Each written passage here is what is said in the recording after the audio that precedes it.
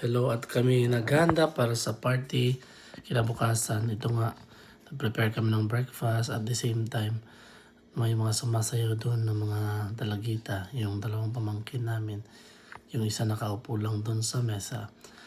At ito nga, ito yung mga steps para bukas at kami ay kailangan magkaroon ng steps kasi para kami hindi marunong sumayaw ni Mrs. At least, ito nga parang may pagka cha-cha na konti. Mga dalawa, tatlong kanta, sayaw siguro ang sasayawin namin lahat bukas. Para naman di halatang wala kaming bala. At habang napapractice, andun naman si Kuya To sa likod ng sa garden na naglilinis. At ito'y mag-start nata kaming kumain dyan sa oras na yan. Pero hinihintay lang namin na matapos ang practice. At ito nga, nag-start na namang mag-wrap ng spring roll si Mrs. G.